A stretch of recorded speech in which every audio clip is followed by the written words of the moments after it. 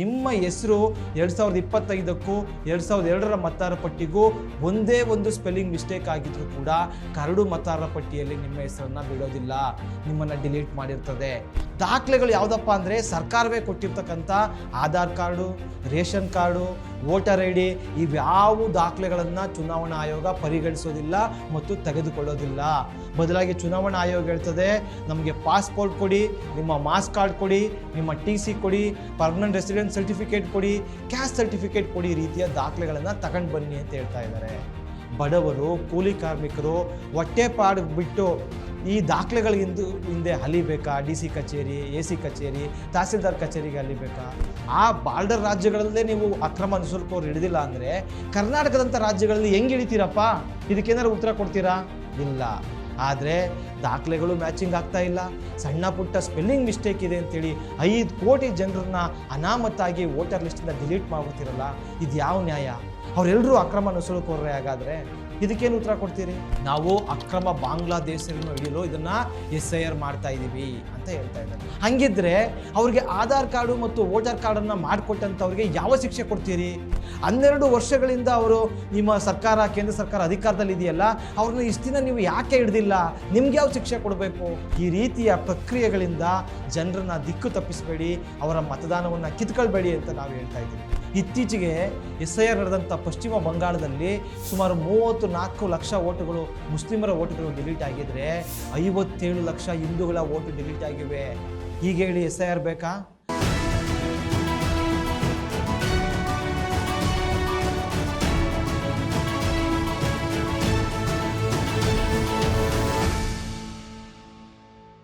ಸ್ನೇಹಿತರೆ ನಮಸ್ಕಾರ. ಏನಿದು ಸ್ಪೆಷಲ್ ಇಂಟೆನ್ಸಿವ್ ರಿವಿಷನ್ ಅಂತ SIR ಅಂತೇಳಿ ಚುನಾವಣಾ ಆಯೋಗ ನಡೆಸ್ತಾ ಇದೆ. ಇದರಿಂದ ಕೋಟ್ಯಾಂತರ ಜನರು ಮತದಾನದ ಹಕ್ಕುಗಳನ್ನು ಕಳೆದುಕೊಳ್ತಿದ್ದಾರೆ ಅಂತೇಳಿ ಸಕಾರಣವಾಗಿ SIR ವಿರುದ್ಧ ನಾವು ಹಲವಾರು ಪೋಸ್ಟ್ಗಳನ್ನು ಹಾಕಿದ್ವಿ.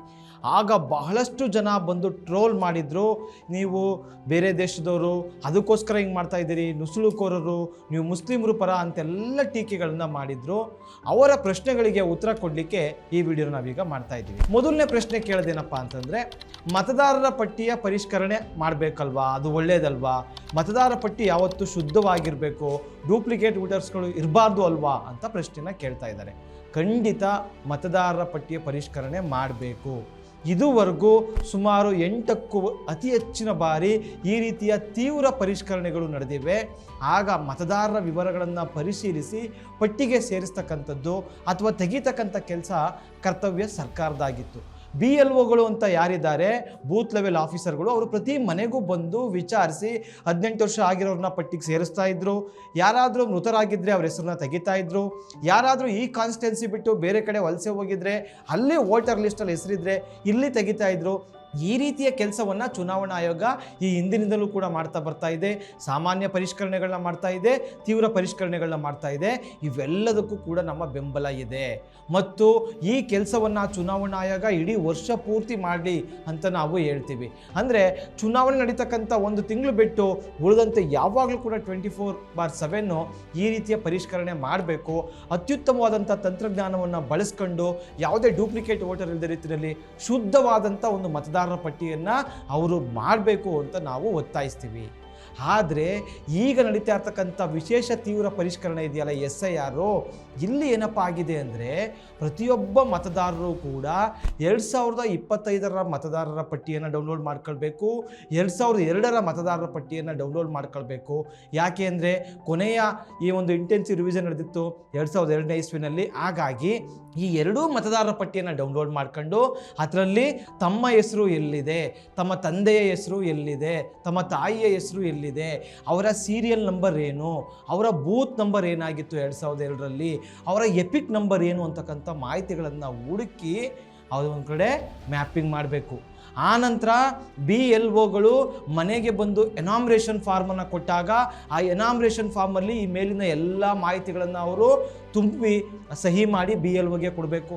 ಆ BLOಗಳು ಆ ಎನಾಮ್ರೇಷನ್ ಫಾರ್ಮನ್ನು ಇರ್ತಕ್ಕಂಥ ಮಾಹಿತಿಗಳನ್ನು ತಮ್ಮ ಒಂದು ಸಾಫ್ಟ್ವೇರ್ ಪೋರ್ಟಲ್ ಏನಿದೆ ಅದರಲ್ಲಿ ಅವರು ಫಿಲ್ ಮಾಡಬೇಕು. ಆವಾಗ ಆ ಸಾಫ್ಟ್ವೇರು ರನ್ ಮಾಡ್ತದೆ.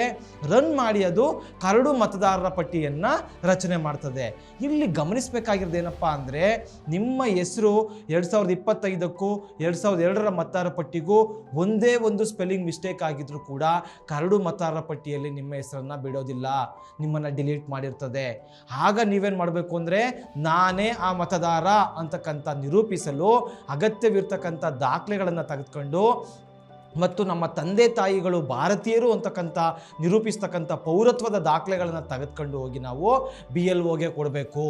ಆ BLOಗೆ ಹೌದು ಇದು ಕರೆಕ್ಟಾಗಿದೆ ಅಂತ ಅನಿಸಿದ್ರೆ ಆಗ ನಿಮ್ಮ ಹೆಸರನ್ನು ಫೈನಲ್ ಪಟ್ಟಿಗೆ ಸೇರಿಸಲಿಕ್ಕೆ ಶಿಫಾರಸು ಮಾಡ್ತಾರೆ. ಅಥವಾ ಅತಿ ಹೆಚ್ಚು ಸ್ಪೆಲ್ಲಿಂಗ್ ಮಿಸ್ಟೇಕ್ ಇದ್ದವರಿಗೆ ಇನ್ನೊಂದು ಕಡೆ ಏನಪ್ಪ ಅಂದರೆ, ಮತದಾರನ ತಂದೆ ತಾಯಿಗೂ ಮತದಾರನಿಗೂ ವಯಸ್ಸಿನ ಅಂತರ 14 ವರ್ಷಕ್ಕಿಂತ ಕಡಿಮೆ ಇರಬಾರ್ದು, 45 ವರ್ಷಕ್ಕಿಂತ ಜಾಸ್ತಿ ಇರಬಾರ್ದು. ಆ ಥರದ್ದು ಯಾರಾದರೂ ಬಂದುಬಿಟ್ರೆ ಅದರೊಳಗಡೆ ಇರ್ತಕ್ಕಂಥವ್ರು, ಅಥವಾ ಯಾವುದೇ ದಂಪತಿಗೆ 6ಕ್ಕಿಂತ ಹೆಚ್ಚು ಮಕ್ಕಳಿದ್ದರೆ ಆ ಎಲ್ಲ ಮಕ್ಕಳುಗಳಿಗೂ ಕೂಡ ಲಾಜಿಕಲ್ ಡಿಸ್ಕ್ರಿಪೆನ್ಸಿ ಹೆಸರಿನಲ್ಲಿ ಚುನಾವಣಾ ಆಯೋಗ ನೋಟಿಸ್ ಕಳಿಸ್ತದೆ ಮತ್ತು ವಿಚಾರಣೆಗೆ ಹಾಜರಾಗಬೇಕು ಅಂತ ಹೇಳ್ತದೆ. ಆಗ ನೀವೇನು ಮಾಡಬೇಕು, ನಾವೇ ಆ ಮತದಾರರು ಅಂತ ನಿರೂಪಿಸ್ತಕ್ಕಂಥ ಹಲವಾರು ದಾಖಲೆಗಳನ್ನ ರೆಡಿ ಮಾಡ್ಕೊಂಡು ತಹಸೀಲ್ದಾರ್ ಎದುರುಗಡೆ, AC ಎದುರುಗಡೆ, DC ಎದುರುಗಡೆ ಹೋಗಿ ವಿಚಾರಣೆಯನ್ನು ಹಾಜರು ಮಾಡಿ ಅವರಿಗೆ ಸಮಂಜಸ ಅನಿಸ್ತಕ್ಕಂಥ ಉತ್ತರಗಳನ್ನು ಕೊಟ್ಟು ಎಲ್ಲ ದಾಖಲೆಗಳನ್ನು ಒದಗಿಸಿದರೆ ಮಾತ್ರವೇ ನಿಮ್ಮ ಹೆಸರು ಅಂತಿಮ ಮತದಾರರ ಪಟ್ಟಿಯಲ್ಲಿ ಉಳಿದುಕೊಳ್ತದೆ, ಇಲ್ಲ ಅಂದರೆ ಡಿಲೀಟ್ ಆಗ್ತದೆ. ನೋಡಿ, ಈ ಪ್ರಕ್ರಿಯೆ ಎಷ್ಟೊಂದು ಕಷ್ಟವಾಗಿದೆ, ತ್ರಾಸದಾಯಕವಾಗಿದೆ, ಎಷ್ಟೆಲ್ಲ ದಾಖಲೆಗಳನ್ನು, ಸಮಯವನ್ನು, ಶ್ರಮವನ್ನು ಬೇಡ್ತದೆ ಅಂತಕ್ಕಂಥದ್ದನ್ನ ನೀವೇ ಅರ್ಥ ಮಾಡ್ಕೊಳ್ಳಿ. ಇಷ್ಟೆಲ್ಲವನ್ನು ನಮ್ಮ ದೇಶದ ಬಡ ಜನರು, ಅನಕ್ಷರಸ್ಥರು, ಮಹಿಳೆಯರು, ಹಿಂದುಳಿದವರು ಮಾಡೋಕ್ಕೆ ಸಾಧ್ಯವಾ? ಅವ್ರಿಗೆ 2002ನೇ ಇಸ್ವಿನಲ್ಲಿ ಎಲ್ಲಿ ವೋಟ್ ಹಾಕಿದ್ರು, ಅದರ ಮತದಾರರ ಪಟ್ಟಿಯನ್ನು ಡೌನ್ಲೋಡ್ ಮಾಡ್ಕೊಳ್ಳೋದು ಹೆಂಗೆ, ಆ ಬೂತ್ ನಂಬರ್ ಏನು? ಈಗ 2002 ಆದಮೇಲೆ 2008ರಲ್ಲಿ ಡಿಲಿಮಿಟೇಷನ್ ನಡೆದು ಹಲವಾರು ವಿಧಾನಸಭಾ ಕ್ಷೇತ್ರಗಳ ಬೌಂಡ್ರಿಗಳು ಬದಲಾಗ್ಬಿಟ್ಟಿವೆ. ಹಂಗಾಗಿ ಕಾನ್ಸ್ಟಿಟ್ಯೂನ್ಸಿಗಳೆಲ್ಲ ಕೂಡ ಬದಲಾಗ್ಬಿಟ್ಟಿವೆ. ಈಗ ನನ್ನದೇ ಉದಾಹರಣೆ ನೋಡೋದಾದರೆ 2025ರ ಪಟ್ಟಿಯಲ್ಲಿ ನನ್ನ ಹೆಸರು ಮೇಲುಕೋಟೆ ವಿಧಾನಸಭಾ ಕ್ಷೇತ್ರದಲ್ಲಿದೆ. ಆದರೆ 2002ರಲ್ಲಿ ನಮ್ಮ ಮಾದೇಗೌಡನ ಕೊಪ್ಪಲು ಕೆರಗೋಡು ವಿಧಾನಸಭಾ ಕ್ಷೇತ್ರದಲ್ಲಿತ್ತು. ಈಗ ಕೆರಗೋಡು ವಿಧಾನಸಭಾ ಕ್ಷೇತ್ರ ಇಲ್ಲ. ಈಗ ನಮ್ಮ ಮಾದೇಗೌಡನ ಕೊಪ್ಪಲು 2025ರಲ್ಲಿ 153ನೇ ಬೂತ್ ನಂಬರು ಅಥವಾ ಪಾರ್ಟ್ ನಂಬರು. ಆದರೆ 2002ರಲ್ಲಿ ಎಷ್ಟಪ್ಪ ಅಂತ ಹುಡುಕಬೇಕು ಅಂದರೆ ಎಷ್ಟೆಲ್ಲ ಕಷ್ಟ ಆಗ್ತದೆ ಅಲ್ವಾ? ಬಹಳಷ್ಟು ಮಂದಿಗೆ ಈ ರೀತಿ 2002ರ ಬೂತು, ಅದರ ನಂಬರು, ಎಪಿಕ್ ನಂಬರು, ಅವ್ರ ತಂದೆ ತಾಯಿ ಹೆಸರು, ಇದೆಲ್ಲ ಹುಡುಕೋದು ಎಷ್ಟು ಕಷ್ಟ ಅಲ್ವಾ? ಇನ್ನೊಂದು ದಾಖಲೆಗಳು ಯಾವುದಪ್ಪ ಅಂದರೆ, ಸರ್ಕಾರವೇ ಕೊಟ್ಟಿರ್ತಕ್ಕಂಥ Aadhaar card, ration card, voter ID ಇವ್ಯಾವ ದಾಖಲೆಗಳನ್ನು ಚುನಾವಣಾ ಆಯೋಗ ಪರಿಗಣಿಸೋದಿಲ್ಲ ಮತ್ತು ತೆಗೆದುಕೊಳ್ಳೋದಿಲ್ಲ. ಬದಲಾಗಿ ಚುನಾವಣಾ ಆಯೋಗ ಹೇಳ್ತದೆ, ನಮಗೆ ಪಾಸ್ಪೋರ್ಟ್ ಕೊಡಿ, ನಿಮ್ಮ ಮಾಸ್ ಕಾರ್ಡ್ ಕೊಡಿ, ನಿಮ್ಮ TC ಕೊಡಿ, ಪರ್ಮನೆಂಟ್ ರೆಸಿಡೆನ್ಸ್ ಸರ್ಟಿಫಿಕೇಟ್ ಕೊಡಿ, ಕ್ಯಾಸ್ಟ್ ಸರ್ಟಿಫಿಕೇಟ್ ಕೊಡಿ, ಈ ರೀತಿಯ ದಾಖಲೆಗಳನ್ನು ತಗೊಂಡು ಬನ್ನಿ ಅಂತ ಹೇಳ್ತಾ ಇದ್ದಾರೆ. ಬಡವರು, ಕೂಲಿ ಕಾರ್ಮಿಕರು ಹೊಟ್ಟೆಪಾಡು ಬಿಟ್ಟು ಈ ದಾಖಲೆಗಳಿಂದ ಹಿಂದೆ ಅಲಿಬೇಕಾ? DC ಕಚೇರಿ, AC ಕಚೇರಿ, ತಹಸೀಲ್ದಾರ್ ಕಚೇರಿಗೆ ಅಲಿಬೇಕಾ? ಅವರು ಅವತ್ತು ದುಡಿದ್ರೆ ಅವತ್ತು ಮಾತ್ರ ಊಟ ಮಾಡಲಿಕ್ಕಿರ್ತಕ್ಕಂಥವ್ರು ಈ ದಾಖಲೆ ಮಾಡಿಸೋಕ್ಕೆ 3-4 ದಿನ ರಜೆ ಹಾಕಿ ತಿರುಗಾಡಬೇಕಾ? ಇದೆಲ್ಲವೂ ಸಾಧ್ಯವಾ? ಅಥವಾ ಒಂದು ವೇಳೆ ಅವರು ದಾಖಲೆ ಕೊಟ್ಟಿಲ್ಲ ಅಂತಂದರೆ ಅವರ ಓಟಿನ ಹಕ್ಕು ಇಲ್ಲ. ಓಟಿನ ಹಕ್ಕು ಮಾತ್ರ ಅಲ್ಲ, ಆನಂತರ ನೀನು ಈ ದೇಶದ ಪೌರನೇ ಅಲ್ಲ ಅಂತಂದರೆ ಅವರು ಏನು ಮಾಡಬೇಕು? ಈಗಾಗಲೇ ಭಾರತದಲ್ಲಿ 13 ರಾಜ್ಯ ಮತ್ತು ಕೇಂದ್ರಾಡಳಿತ ಪ್ರದೇಶಗಳಲ್ಲಿ ಈ SIR ಪ್ರಕ್ರಿಯೆ ನಡೆದಿದೆ. ಅಲ್ಲೆಲ್ಲ 5 ಕೋಟಿಗೂ ಅಧಿಕ ಮತದಾರರನ್ನ ಪಟ್ಟಿಯಿಂದ ಡಿಲೀಟ್ ಮಾಡಲಿದ್ದಾರೆ. ಇದೇ ದೇಶದಲ್ಲಿ ಹುಟ್ಟಿ ಬೆಳೆದು ಕೆಲಸ ಮಾಡ್ಕೊಂಡಿರ್ತಕ್ಕಂಥ ಅವರನ್ನು 2ನೇ ದರ್ಜೆಯ ಪ್ರಜೆಯನ್ನಾಗಿ ಮಾಡ್ತಕ್ಕಂಥದ್ದು ಪ್ರಜಾಪ್ರಭುತ್ವ ಅಂತ ಕರಿಬೋದಾ? ದಯವಿಟ್ಟು ನೀವೇ ಯೋಚನೆ ಮಾಡಿ. ಸ್ವಾತಂತ್ರ್ಯ ಹೋರಾಟ ಒಂದು ಕಥೆಯಲ್ಲ, ಮರೆಮಾಚಿದ ಹೋರಾಟಗಳ ಅನಾವರಣ. ಭಾರತದ ಸ್ವಾತಂತ್ರ್ಯ, ಕರ್ನಾಟಕದ ಏಕೀಕರಣ ಒಂದೇ ಹೋರಾಟದ 2 ಮುಖಗಳು. ಜೈ ಹಿಂದ್, ಜಯ ಕರ್ನಾಟಕ ವಿಶೇಷಾಂಕ ಈಗಲೇ ಓದಿ ಹಂಚಿಕೊಳ್ಳಿ. 2ನೇ ಪ್ರಶ್ನೆ, ನುಸುಳುಕೋರರನ್ನು ಪತ್ತೆ ಹಚ್ಚಲು SIR ಬೇಕು ಅಂತ ಕೇಳ್ತಾ ಇದ್ದಾರೆ. ಅಕ್ರಮ ನುಸುಳುಕೋರರನ್ನು ಹಿಡಿಲೇಬೇಕು. ಅದಕ್ಕೆ ನಾವು ಯಾವತ್ತೂ ಇದು ಮಾಡೋದಿಲ್ಲ, ಅವ್ರನ್ನ ಖಂಡಿತ ಹಿಡೀರಿ. ಆದರೆ ಇದುವರೆಗೂ ಕೂಡ 13 ರಾಜ್ಯ ಮತ್ತು ಕೇಂದ್ರಾಡಳಿತ ಪ್ರದೇಶಗಳಲ್ಲಿ SIR ಆಗಿದೆಯಲ್ಲ, ಎಷ್ಟು ಜನ ಅಕ್ರಮ ನುಸುಳುಕೋರನ್ನು ಹಿಡಿದಿದ್ದೀರಿ? ಉತ್ತರ ಕೊಡಿ ಅಂತಂದರೆ 0. ಹೌದು, ಉತ್ತರ 0. ಬೇಕಾದರೆ ನೀವು ಗೂಗಲಲ್ಲಿ ಸರ್ಚ್ ಮಾಡಿ ನೋಡಿ, ಎಲ್ಲೂ ಕೂಡ ಈ ಅಕ್ರಮ ನುಸುಳುಕೋರನ್ನು ಎಷ್ಟು ಜನ ಹಿಡಿದಿದ್ದೀವಿ ಅಂತೇಳಿ ಚುನಾವಣಾ ಆಯೋಗ ಇದುವರೆಗೆ ಉತ್ತರ ಕೊಟ್ಟಿಲ್ಲ. ಹಂಗಿಲ್ಲದೆ ಇದ್ಮೇಲೆ ಆ ಬಾರ್ಡರ್ ರಾಜ್ಯಗಳಲ್ಲೇ ನೀವು ಅಕ್ರಮ ನುಸುಳುಕೋರು ಹಿಡಿದಿಲ್ಲ ಅಂದರೆ ಕರ್ನಾಟಕದಂಥ ರಾಜ್ಯಗಳಲ್ಲಿ ಹೆಂಗೆ ಹಿಡಿತೀರಪ್ಪ? ಇದಕ್ಕೇನಾದ್ರು ಉತ್ತರ ಕೊಡ್ತೀರಾ? ಇಲ್ಲ. ಆದರೆ ದಾಖಲೆಗಳು ಮ್ಯಾಚಿಂಗ್ ಆಗ್ತಾ ಇಲ್ಲ, ಸಣ್ಣ ಪುಟ್ಟ ಸ್ಪೆಲ್ಲಿಂಗ್ ಮಿಸ್ಟೇಕ್ ಇದೆ ಅಂತೇಳಿ 5 ಕೋಟಿ ಜನರನ್ನ ಅನಾಮತ್ತಾಗಿ ವೋಟರ್ ಲಿಸ್ಟಿಂದ ಡಿಲೀಟ್ ಮಾಡಿಬಿಡ್ತೀರಲ್ಲ, ಇದು ಯಾವ ನ್ಯಾಯ? ಅವರೆಲ್ಲರೂ ಅಕ್ರಮ ನುಸುಳುಕೋರರೇ. ಹಾಗಾದರೆ ಇದಕ್ಕೇನು ಉತ್ತರ ಕೊಡ್ತೀರಿ? ಮೂರನೇ ಪ್ರಶ್ನೆ, ನಾವು ಅಕ್ರಮ ಬಾಂಗ್ಲಾದೇಶಿಯರನ್ನು ಹಿಡಿಯಲು ಇದನ್ನು SIR ಮಾಡ್ತಾ ಇದ್ದೀವಿ ಅಂತ ಹೇಳ್ತಾ ಇದ್ದಾರೆ. ಅಂದರೆ ಬಾಂಗ್ಲಾದೇಶಿಯವರು ನುಸುಳ್ಕೊಂಡು ಭಾರತಕ್ಕೆ ಬಂದು ಕರ್ನಾಟಕದ ರಾಜ್ಯಗಳಿಗೆ ಬಂದು ಇಲ್ಲಿ ಆಧಾರ್ ಕಾರ್ಡು ವೋಟರ್ ಕಾರ್ಡ್ ಎಲ್ಲ ಮಾಡಿಸ್ಕೊಬಿಟ್ಟಿದ್ದಾರಾ? ಹಾಗಿದ್ರೆ ಅವ್ರಿಗೆ ಆಧಾರ್ ಕಾರ್ಡು ಮತ್ತು ವೋಟರ್ ಕಾರ್ಡನ್ನು ಮಾಡಿಕೊಟ್ಟಂಥವ್ರಿಗೆ ಯಾವ ಶಿಕ್ಷೆ ಕೊಡ್ತೀರಿ? 12 ವರ್ಷಗಳಿಂದ ಅವರು ನಿಮ್ಮ ಸರ್ಕಾರ, ಕೇಂದ್ರ ಸರ್ಕಾರ ಅಧಿಕಾರದಲ್ಲಿ ಇದೆಯಲ್ಲ, ಅವ್ರನ್ನ ಇಷ್ಟು ದಿನ ನೀವು ಯಾಕೆ ಹಿಡ್ದಿಲ್ಲ? ನಿಮ್ಗೆ ಯಾವ ಶಿಕ್ಷೆ ಕೊಡಬೇಕು? ಅವ್ರಿಗೆ ದಾಖಲೆ ಮಾಡಿಕೊಟ್ಟವ್ರಿಗೆ ಯಾವ ಶಿಕ್ಷೆ ಕೊಡಬೇಕು? ಗೃಹ ಇಲಾಖೆ ಏನು ಕೆಲಸ ಮಾಡ್ತಾ ಇದೆ? ಕತ್ತೆ ಮೇಯಿಸ್ತಾ ಇದೆಯಾ? ಈ ಪ್ರಶ್ನೆಗಳಿಗೇನಾದ್ರು ನೀವು ಉತ್ತರ ಕೊಡ್ತೀರಾ? ಕೊಡೋದಿಲ್ಲ. ಇನ್ನು 4ನೇ ಪ್ರಶ್ನೆ, SIR ಇಂದ ಮುಸ್ಲಿಮರು ಓಟ್ ಎಲ್ಲ ಹೋಗ್ಬಿಡ್ತವೆ, ಹಾಗಾಗಿ ನೀವು ಮುಸ್ಲಿಮರು ಪರ ಧ್ವನಿ ಎತ್ತುತ್ತಾ ಇದ್ದೀರಿ, ಹಾಗಾಗಿ SIR ವಿರೋಧಿಸ್ತಾ ಇದ್ದೀರಿ ಅಂತ ಕೆಲವರು ಹೇಳ್ತಾರೆ. ನೋಡಿ, ನಾವು ಒಳ್ಳೆಯ ಮನುಷ್ಯರ ಪರವಾಗಿದ್ದೀವಿ. ಮುಸ್ಲಿಮರು, ಹಿಂದೂ, ಸಿಕ್ಕು, ಜೈನ, ಕ್ರಿಶ್ಚಿಯನ್ ಅಂತ ನಾವು ಧರ್ಮ ಜಾತಿಯನ್ನು ನೋಡೋದಿಲ್ಲ. ನಮಗೆ ಮನುಷ್ಯರು ಅಂದರೆ ಎಲ್ಲ ಧರ್ಮದವರು ಕೂಡ, ಎಲ್ಲ ಜಾತಿಯವರು, ಎಲ್ಲ ಲಿಂಗದವರು ಕೂಡ ಮನುಷ್ಯರೇ. ತಪ್ಪು ಮಾಡಿದರೆ ಯಾರೇ ತಪ್ಪು ಮಾಡಿದ್ರು ಅದನ್ನು ವಿರೋಧಿಸ್ತೀವಿ, ಸರಿ ಮಾಡಿದರೆ ಯಾರೇ ಸರಿ ಮಾಡಿದ್ರು ಅವರನ್ನು ಬೆಂಬಲಿಸ್ತೀವಿ. ಅದೇ ರೀತಿ ಈ ಎಲ್ಲ ಜಾತಿಯಲ್ಲೂ ಒಳ್ಳೆಯವರು ಇದ್ದಾರೆ, ಎಲ್ಲ ಧರ್ಮದಲ್ಲೂ ಒಳ್ಳೆಯವರು ಇದ್ದಾರೆ, ಎಲ್ಲ ಜಾತಿ ಧರ್ಮದಲ್ಲೂ ಕೆಟ್ಟವರು ಇದ್ದಾರೆ ಅಂತಕ್ಕಂಥದ್ದನ್ನು ನಾವು ನಂಬ್ತೀವಿ. ಇನ್ನು SIRನಿಂದ ಮುಸ್ಲಿಮರು ಓಟ್ಗಳು ಮಾತ್ರ ಡಿಲೀಟ್ ಆಗ್ತವೆ ಅಂತಕ್ಕಂಥದ್ದು ಅಪ್ಪಟ ಸುಳ್ಳು. ಇತ್ತೀಚೆಗೆ SIR ನಡೆದಂಥ ಪಶ್ಚಿಮ ಬಂಗಾಳದಲ್ಲಿ ಸುಮಾರು 34 ಲಕ್ಷ ಓಟುಗಳು, ಮುಸ್ಲಿಮರ ಓಟುಗಳು ಡಿಲೀಟ್ ಆಗಿದ್ರೆ 57 ಲಕ್ಷ ಹಿಂದೂಗಳ ಓಟು ಡಿಲೀಟ್ ಆಗಿವೆ. ಹೀಗೆ ಹೇಳಿ SIR ಬೇಕಾ? ಎಲ್ಲಕ್ಕಿಂತ ಹೆಚ್ಚು ಓಟು ಡಿಲೀಟ್ ಆಗ್ತಾ ಇರ್ತಕ್ಕಂಥದ್ದು ಮಹಿಳೆಯರದು. ಯಾಕೆ ಅಂದರೆ 2002ರ ಮತದಾರರ ಪಟ್ಟಿಯಲ್ಲಿ ಅವರು ಯಾವುದೋ ಸುಮಾರು ಕಡೆ ತವರು ಮನೆಯಲ್ಲಿ ಅವರ ಮತದಾರರ ಪಟ್ಟಿ ಇರ್ತದೆ. ಆನಂತರ ಮದುವೆಯಾಗಿ ಅವರು ಗಂಡನ ಮನೆಗೆ ಬಂದು ಅಲ್ಲಿಗೆ ಓಟನ್ನು ಬದಲಾಯಿಸ್ಕೊಂಡಿರ್ತಾರೆ. ಈಗ SIRನಲ್ಲಿ ಅವರು ತವರು ಮನೆಗೆ ಹೋಗಿ ಅಲ್ಲೆಲ್ಲೂ ಓಟ್ ಹಾಕಿದ್ರು ಆ ಒಂದು ಬೂತ್ ಜೊತೆಗೆ ಆ ವೋಟರ್ ಲಿಸ್ಟ್ ಜೊತೆಗೆ ಮ್ಯಾಪಿಂಗ್ ಮಾಡಬೇಕು ಮತ್ತು ತಮ್ಮ ತಂದೆ ತಾಯಿಗಳ ಡಾಕ್ಯುಮೆಂಟನ್ನು ತಂದು ಕೊಡಬೇಕು. ಇದೆಲ್ಲವನ್ನು ಮಹಿಳೆಯರು ಮಾಡಲಿಕ್ಕೆ ಎಷ್ಟೊಂದು ಕಷ್ಟ ಅಲ್ವಾ, ಎಷ್ಟೊಂದು ತಾಪತ್ರಯ ಅಲ್ವಾ? ಹಾಗಾಗಿಯೇ ಅತಿ ಹೆಚ್ಚು ಮಹಿಳೆಯರ ಓಟ್ಗಳು ಡಿಲೀಟ್ ಆಗ್ತಾ ಇವೆ. 60%ಕ್ಕಿಂತ ಹೆಚ್ಚು ಮಹಿಳೆಯರ ಓಟ್ಗಳೇ ಡಿಲೀಟ್ ಆಗಿವೆ. ಹಾಗಾಗಿ ನಮಗೆ ನಿಮ್ಮೆಲ್ಲರ ಓಟಿನ ಹಕ್ಕಿನ ಬಗ್ಗೆಯೂ ಗೌರವ ಇದೆ. ಯಾರೊಬ್ಬ ಅರ್ಹ ಮತದಾರರ ಓಟು ಕೂಡ ಡಿಲೀಟ್ ಆಗಬಾರ್ದು. ಹಾಗಾಗಿ ಈ SIR ಬೇಡ ಅಂತ ಹೇಳ್ತಾ ಇದ್ದೀವಿ. ಇಂದಿನ ಏನು ನೀವು ತೀವ್ರ ಪರಿಷ್ಕರಣೆ ಮಾಡ್ತಾ ಇದ್ದೀರಲ್ಲ, ಇಂಟೆನ್ಸಿವ್ ರಿವಿಷನ್ನು, ಅಷ್ಟೇ ಮಾಡಿದ್ರೆ ಸಾಕು.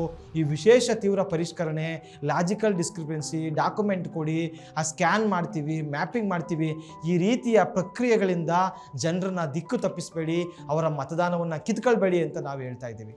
ನಾವು ಮಾತ್ರ ಅಲ್ಲ, ಹಿಂದಿನ ಹಲವಾರು ಚುನಾವಣಾ ಆಯುಕ್ತರಾಗಿದ್ರಲ್ಲ, ಭಾರತದ ಚುನಾವಣಾ ಆಯುಕ್ತರಾಗಿರ್ತಕ್ಕಂಥ ಮಾಜಿ ಅಧಿಕಾರಿಗಳು ಇದನ್ನೇ ಹೇಳ್ತಾ ಇದ್ದಾರೆ. SIR ಎಂಬುದು ಅಗತ್ಯವಿಲ್ಲದ ಮತ್ತು ಕಿರುಕುಳ ನೀಡುವ ಪ್ರಕ್ರಿಯೆ. ಸಾಫ್ಟ್ವೇರ್ ಮತ್ತು ಆಲ್ಗಾರಿದಮ್ಗಳ ಮೂಲಕ ಮತದಾರರನ್ನ ಪಟ್ಟಿಯಿಂದ ಕೈ ಬಿಡ್ತಾ ಇರ್ತಕ್ಕಂಥದ್ದು, ಸಣ್ಣ ಪುಟ್ಟ ಸ್ಪೆಲ್ಲಿಂಗ್ ಮಿಸ್ಟೇಕಾಗಿ ಮತದಾನದ ಹಕ್ಕನ್ನು ಕಸಿದುಕೊಳ್ತಕ್ಕಂಥದ್ದು ನಾಗರಿಕ ಹಕ್ಕಿನ ಮೇಲೆ ನಡೀತಾ ಇರ್ತಕ್ಕಂಥ ಪ್ರಹಾರ.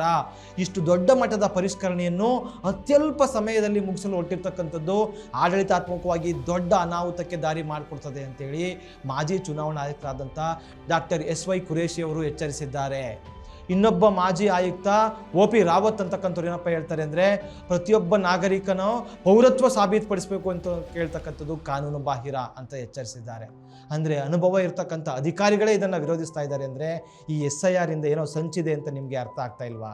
ಹಾಗಾಗಿ ದಯವಿಟ್ಟು ಪೂರ್ವಾಗ್ರಹ ಮುಕ್ತವಾಗಿ ಆಲೋಚನೆ ಮಾಡಿದ್ರೆ ಇದ್ರ ಬಗ್ಗೆ ನಿಮಗೆ ತಿಳುವಳಿಕೆ ಮೂಡ್ತದೆ. ಇದನ್ನು ನೀವು SIR ಅಂದರೆ ಏನು, ಹೆಂಗೆ ನಡೀತದೆ ಅಂತಕ್ಕಂಥದ್ದನ್ನ ನೀವೇ ಖುದ್ದು ಸರ್ಚ್ ಮಾಡೋದ್ರ ಮೂಲಕ ವಾಸ್ತವ ಅರ್ಥ ಮಾಡ್ಕೊಳ್ಳಿ ಅಂತ ಮನವಿ ಮಾಡ್ತೀವಿ. ಕೊನೆಯದಾಗಿ, ನಾವು ಎಷ್ಟೇ ಸತ್ಯ ಹೇಳಿದ್ರು ಕೂಡ, ಎಷ್ಟೇ ಇದರ ಅಪಾಯಗಳನ್ನ ಹೇಳಿದ್ರು ಕೂಡ, ಈ ಚುನಾವಣಾ ಆಯೋಗ BJPಯ ಒಂದು ಆದೇಶದಂತೆ ನಡ್ಕೊಂಡು BJPಗೆ ಅನುಕೂಲ ಮಾಡ್ಕೊಳ್ಳೋಕ್ಕೆ ನಮ್ಮ ಕರ್ನಾಟಕದಲ್ಲೂ ಕೂಡ ಈ ಬೈ ಎಲೆಕ್ಷನ್ ಚುನಾವಣೆಯ ರಿಸಲ್ಟ್ ಬಂದ ನಂತರ ಮೇ 5ರ ನಂತರ SIRನ್ನು ಮಾಡೇ ಮಾಡ್ತದೆ. ಅದರಲ್ಲಿ ನಿಮ್ಮ ಹೆಸರು ಬಿಟ್ಟು ಹೋಗದಂತೆ ಏನು ಮಾಡಬೇಕು ಅಂತ ಈ ಹಿಂದಿನ ವಿಡಿಯೋದಲ್ಲಿ ವಿವರವಾಗಿ ತಿಳಿಸಿದ್ದೀನಿ. ಅದರ ಲಿಂಕ್ ಡಿಸ್ಕ್ರಿಪ್ಷನ್ಲಿದೆ. ದಯವಿಟ್ಟು ತಪ್ಪದೆ ನೋಡಿ, ನಿಮ್ಮ ಓಟನ್ನು ಉಳಿಸ್ಕೊಳ್ಳಿ. ಈ ರಾಜ್ಯದ ಎಲ್ಲ ಅರ್ಹರ ಓಟು ಉಳಿಲಿ ಅಂತಕ್ಕಂಥ ಹೋರಾಟದಲ್ಲಿ ಕೈ ಜೋಡಿಸಿ ಅಂತ ಮನವಿ ಮಾಡ್ತೀನಿ. ಧನ್ಯವಾದಗಳು. ಮತ್ತಷ್ಟು ವಿಶೇಷ ವಿಡಿಯೋಗಳನ್ನು ನೋಡಲು ಮತ್ತು ಹೊಸ ವಿಡಿಯೋಗಳ ಬಗ್ಗೆ ತಿಳಿಯಲು EDina.com ಯೂಟ್ಯೂಬ್ ಚಾನೆಲ್ ಸಬ್ಸ್ಕ್ರೈಬ್ ಮಾಡಿ ಮತ್ತು ಬೆಲ್ ಐಕಾನ್ ಕ್ಲಿಕ್ ಮಾಡಿ.